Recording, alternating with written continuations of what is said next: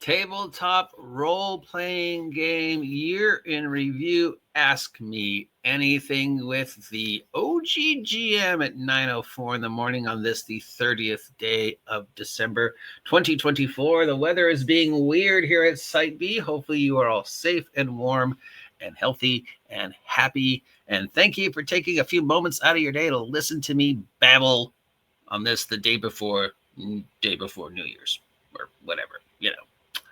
So let's do my year in review.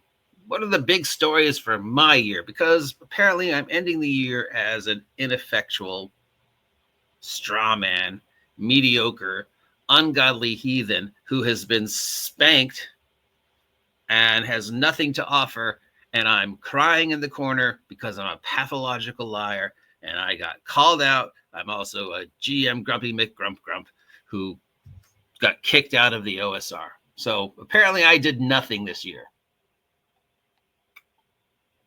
That said, my tabletop role-playing game year in the review, of course, starts with getting published.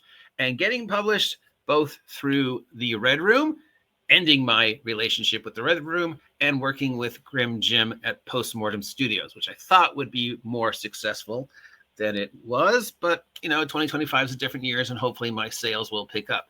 So I published through Grim Jim 1, 2, 3, 4, 5, 6, 7, 8, 9 different products. In addition, I have a free product over on Giant Slayer Games for their Giant Slayer's game Shadow Dark Game Jam. And then, of course, there's the stuff I did with the Red Room. But this year was mostly doing stuff with Grim Jim. I pretty much ended the Wretched Vigilante storyline, and I felt I could go as far as I could go with them. Meanwhile, Grim Jim was allowing me to explore other options that weren't really associated with Wretched or the Red Room. And I kind of wanted to get out of that Red Room vortex. It didn't seem to fit. And unfortunately, things came to a head. I believe no hard feelings. And Miguel and I decided to go our separate ways. But during the year, I've been publishing with Grim Jim, and some of these have sold exceptionally well. Others have not done so well. So what I was doing first was the Seth's Gears and Anime catalogs. And I started with the very first one, the Seth's Gears and Anime 2024 catalog, which explored skills and gear. Now, why did I start with skills, and where did I go wrong with that one? A long time ago, I don't know if you know this, I wrote a role-playing game and worked on a role-playing game at about the same time. And between the role-playing game I wrote and the role-playing game I worked on, many individuals considered my list of skills, my breakdown of skills, the skill system that I designed for that game, to be one of, if not the best anybody had ever seen.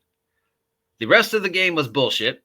The game that I ended up working on that became Soliloquy and Fusion faded into dust. But for that one brief minute, the gaming industry went, that guy's got it.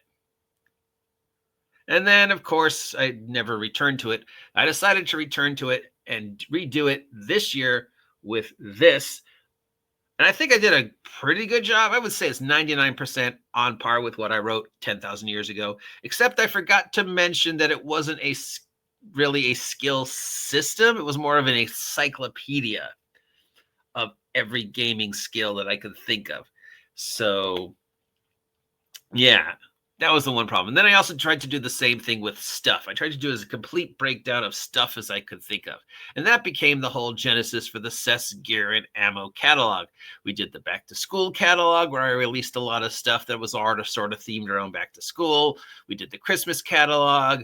We did the Halloween special. And they were all themed around different things. And I was slowly growing it from simply just a list of gear to becoming a zine. So in each one, I expanded on researching history related to the stuff. So in the Halloween one, we talk about ghosts and spooks, and I list a lot of the actual spirit hunting gizmos that you can find online. But then I go into some more stuff. And then in the Christmas one, I go even more into more of a zine and less of just simply a list where I talk about Where did eggnog come from? Which is very weird. Where did Black Friday come from? What's up with Elf on the Shelf? Is rather as weird as regular as going through different gear. When I return to the CES Gear and Ammo Christmas catalogs next year, I'll only be doing the spring, summer, winter, and fall catalog, or spring, summer, fall, winter catalog. I'll only do 4. They're going to be a little bit bigger, and they're definitely going to be more zine and less just list. Also, we had the Goblin stuff. The Goblin stuff, of course, started with Fistful of Goblins, which was my Goblin-centric Weird West game that I wrote with Dungeon Janitor and published. Great art, great story. Probably the first introduction to the mystical town of Fresno, Nevada, / Eli, Nevada. And it was a Weird West Goblin-centric game because we'd done a lot of talk about this mystical town of Fresno, Nevada. Aaron had been doing a lot of cowboy goblin art, and that just sort of became the first one. And then the second one we did was Goblin Galactic, which was putting the goblins in space and taking a look at all the space opera tropes, but then asking the question, okay, who supplies all the stuff to make the space opera tropes happen? Where's the fuel coming from? So Aaron and I created this solar system that was sort of the backwaters of the galaxy, and all the Star Wars, Star Trek, Battlestar Galactica, Expanse stuff was happening. But meanwhile, behind all that were just the guys whose job it was to prospect for the ores. And so it was all based around prospecting, because Aaron had drawn some space prospectors, and we wanted to do basically a list of things you could find when you were prospecting on a planet. It probably could have been a board game. It could still maybe be a board game. We've hemmed and hawed about it. Some of the idea kind of does work better as a board game. Can your goblin team prospect more than the opposing goblin team or whatever before, the time limit, or I don't know how it works as a board game, but yeah. So that expanded to a whole sort of galactic center and aliens and stuff like that. And then we moved on to, of course, I had to do Shadow Dark Goblin Punk, because my battle cry has been, it's a stupid game about elves with sticks, idiots with sticks, goblins with sticks. So I decided I'm actually going to write the core rules for the goblins with stick fantasy. So that's this. And this is probably what I'm going to expand on next year to make it an actual big fantasy setting that's sort of just goofy. It takes all the wretched, grim, dark, shadow dark stuff and just turns it on its head. So that was that one. And the most recent one was the Goblin Waffle Apocalypse, which is kind of how this whole thing started. The whole Pog Wars Waffle Apocalypse started several years ago and was play tested through a post-apocalypse game I ran and a space game I ran. That space game became Goblin Galactic, and the post-apocalypse game I ran became the Pog Wars, the Goblin Waffle Apocalypse. The Pog Wars, Waffle Apocalypse are interchangeable. We go through explaining where Pogs came from and how the whole Pog thing started with me and Aaron and Robert. I go through how the whole Waffle thing started and why we refer to it as the Waffle Apocalypse. We have our crazy AI. We have our factions. I explore post-Holocaust Nevada, Arizona, New Mexico, and a little bit of California, and talk about the different factions. This one was really a lot of fun to write and really cool.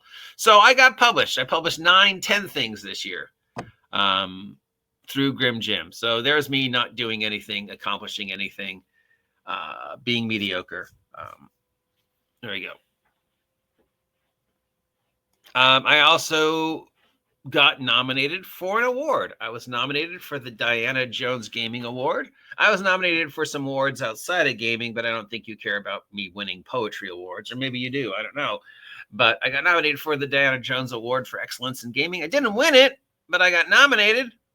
So that means that somebody recognizes me as being at least semi-cool when I'm not crying in a corner. I started doing live plays on YouTube, as you guys know. I've been running a game every Saturday with this group of victims We've got Shadow and Sun, Jen, Mike, Cal44, RPG Grandma. The original idea for this game was Cal wanted to run a character that would basically become the Warlord. I don't know if you're familiar with the Warlord from DC Comics. Basically, it's, soldier trapped in primeval world using his modern day knowledge to become sort of a force of good / thing, right? John Carter, Warlord of Mars, Land of the Lost type stuff. So that was the original. Then we wanted it to be World War II guys in a Jeep being chased by dinosaurs. So that was the original concept. And that was the concept that Shadow and I were moving about. And then RPG Grandma wanted to run a World War II nun that was sort of based upon the flying nun. And I wanted to all just be people who had gamed in California, and we're all part of the same West Coast grognard theme. Because this was also during the time where I was like rebelling against the idea that all gaming in the 80s was this grim, dark. I was like, no. If you guys remember, I was like, that's not how I played. That's not how I ran. I don't know anybody who played that way in the 80s. This grim, dark OSR history that you guys keep talking about. So I started interviewing people who had grown up in California about their 80s gaming experience. And it ended up being this group. But then these three guys came in and they were like throwing out different ideas that didn't really fit the World War II Jeep versus dinosaurs. So World War II Jeep versus dinosaurs, I'm going to have to revisit because it's too cool of an idea, even though I know it's been done. So Jen ended up playing a elf from the Shadowrun universe. Mike is playing a human boy, a human kid from modern day Earth who was an employee at Lowe's, Home Depot. Cal is playing 44, who's sort of a cyborg member of the Borg, but not really member of the Borg. And then we have our World War II soldier and our World War II nun, and they're trapped in the world of the slumbering czar from Frog God Games. We've got, laser beams and flying spaceships and dragons and fantasy stuff and buses falling out of the sky and a Tyrannosaurus Rex pirate Canadian guy with his pirate ship who was ordered with a machine gun. So it just was a goofy thing. But yeah, I do need to revisit the Weird War II guys in a Jeep being chased by a T-Rex because that's just such a cool image. They've enjoyed the game so far, so that's fun. I only got to play in 2 games this year. One was a OSR game that I left, and the other is the 5e game that I'm still sort of in. We'll pick up after the holidays. I can't talk a lot about the 5e game because it's going to end up being a product that this guy's going to try and make sometime next year. So I'm sort of under an NDA, and there were some other thingies involved in regards to like research. And anyways, I can't really talk about it because I had to sign a thing. But I got to play a 5e game online with a good group of guys, and never once did we have any issues. And these are all old school guys who've been playing as long as I had, who, liked old school, liked 5e. We started with pre-generated characters because it was all supposed to be testing this adventure and because of this study. And again, I can't really go into it.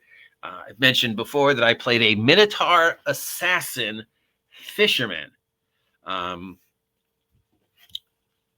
which is an interesting character because when you think assassin, stealth, sneaky, ninja, you don't think Minotaur. And then making the Minotaur a fisherman as his everyday, when he's not out killing people, background meant that, I kind of focused more on being a fisherman and just the fact that he's not a very good assassin. But he's an assassin. So, he's, I guess, sort of the party's rogue, but not really. And he just kind of bumbles through with his Minotaurness and generally ends up succeeding, but he's definitely not a great assassin. And that's sort of been the running theme of taking this pre-generated character and this murder mystery, and then, you know, knowing that because I was assassin, I was actually secretly involved in the murder mystery and blah, blah, blah. I can't talk about a lot of it, but also he just not unintentionally or intentionally, he's a fun character to play because he's just so bad at everything. And all he wants to do is like complete his mission and go back to fishing and take care of his family.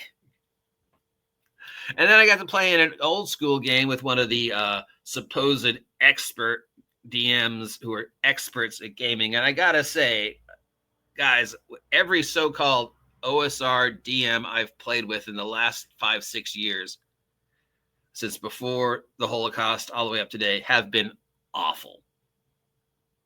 Now, I don't know if that speaks as OSR old school DMs as a whole, but the 4 supposed old school expert professional game masters that I've played with who have, you know, have huge followings and are supposed recognized as experts and luminaries, awful games. And the most recent one, the guy, for all his accolades, was completely repetitively unprepared.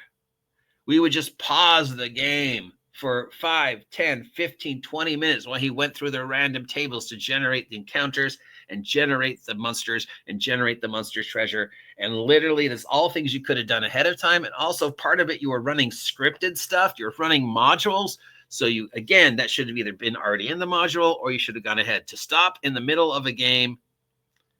And yeah, anyways. And yeah, just the guy was not a good DM. And it wasn't a good game. And he said things at the beginning of the game about what type of game it was. And so I just was like, look, this isn't working. I'm going to leave. No hard feelings. I wish the guy the best, but it really put a damper on my opinion of the old school, which, you know, after supposedly getting kicked out of the old school and being called an ungodly heathen, just furthered my, Obviously, the channel has grown from where I was a year ago till today, you know, almost 2,000 subs. I've made more friends than enemies. I've made new people who were people I didn't like a year ago, or now are, comfortable talking with. People who've come back into my life who weren't part of my life. So yay for second chances. Yay for forgiving.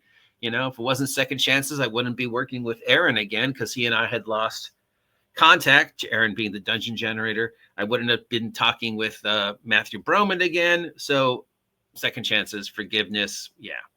And I've lost a few friends. There's people I've lost contact with. There's people who've moved away. There's people who I got along with online at the beginning of the year who went crazy. There's people who claimed they were going to stay in touch with me that never did. Still don't know what Driving with Dragons issue is with me, and I'm done with that. I got to interview people in the industry. I got to interview the Arduin guys more than once. I got those wonderful maps, the Kickstarter stuff from the Arduin guys. I got to talk to the Dungeon Minister. I got to talk to David from Everyday Heroes. I got to talk to, Ed from Shades of Vengeance multiple times about his amazing product run. Still hoping to work with Ed on that Sentai thing, but if it doesn't happen, that's fine. I've got stuff that I'm going to be sending to Grim Jim for 2025 this year. I'm hoping that we can get more stuff out, and obviously my greatest wish would be for my stuff to sell more. I don't know how. Maybe I just need to go on streams more than I did last year and say, hey, take a look at my shit. It feels kind of weird though, because I did it a couple times this year because people said, go on so-and-so stream and just talk about your shit. And it's like, is that what you do? You just randomly show up on the Basic Expert stream and he's talking about, the history of the D6 and his Aztec role-playing game. And then I'm like, hey guys, did you know I made a game? Check out this link. By the way, it has nothing to do with what the Basic Expert's talking about. And he didn't invite me to do this, but I'm just going to jump in his stream and advertise my shit and then leave. It doesn't feel right, but that's what people said. Just go on streams and talk about your stuff. Now, if somebody wants to invite me on their stream and talk about my stuff, hint, hint, hint, That's fine. But I don't know. It feels weird. But apparently that's what I'm supposed to do. So I'll try and do that more. I don't like going on people's streams. I have my little schedule. Most people stream at the night, and I don't like doing the computer after 5. Like, that's my time for the brain to shut down because I'm in front of it all morning. But apparently it's something you got to do. So that's something I got to think about, being more outgoing, trying to make more friends, which is why I started the whole Saturday shout out thing. Has the Saturday shout out thing been a success? I don't know. I hope so. I hope I brought attention to some of those people who might not have gotten attention in the past. I hope that I got a few new subs from doing it. It's been fun doing it. I mean, selfishly, we know why I started it was to make friends, to get more people to come to my channel, to shout out smaller channels, and secretly because I wanted to meet Iron Mouse and Hakura. And I thought if I talked about them, maybe they'd find out about me. That didn't happen. I didn't get the amount of subs I wanted. I still haven't hit 2,000 subs. 10 fucking years of doing this and still haven't hit 2,000 subs. Yes, it's been 10 years. Person who keeps saying they have only known me for 3 years. I literally found a video from 2018 the other day. So yeah, dude, it's been a while since I started doing this. It was 3 houses ago. 3 houses ago? Maybe 4. No, 3 houses ago. 3 houses ago and 3 cats ago. Zoe was still alive when I started this. And now Zoe has traveled west. Then there was Miss Molly, who's traveled west. And now we have Steve the cat. He's getting to be 3 years old, getting fat. Still an awesome, weird cat sitting next to me here at Site B. So, year in review. The wretched thing happened. And we all know what their side of the story of what happened repeatedly. We know the other people's side of the story happened repeatedly. My relationship with Wretched started off good, tapered off, got back good, tapered off. We had a bit of a dust off when Miguel said he was done with me. But at the same time, I was like, I don't really feel you're doing the job as my publisher. I think I need a little more. So there were things I wish Miguel and Sylvia had done that didn't happen. There's things I want to get my stuff in more faces and on more tables and in more people's things. But maybe what I have to do is actually just play through my stuff. So any games I run in the future might be me play testing the Goblin, Seth's Gear, and anime universe. So there you go. My year in review. Was there anything else? I mean, I played, I got published, I won awards. I sat in this table. I taught my niece how to play D&D. But mostly it's just been me writing, researching. God, I love the research. That has led down some interesting rabbit holes. I mean, researching Fresno, Nevada, finding the city in Nevada that was going to be Fresno, Nevada, how it became Fresno, Nevada.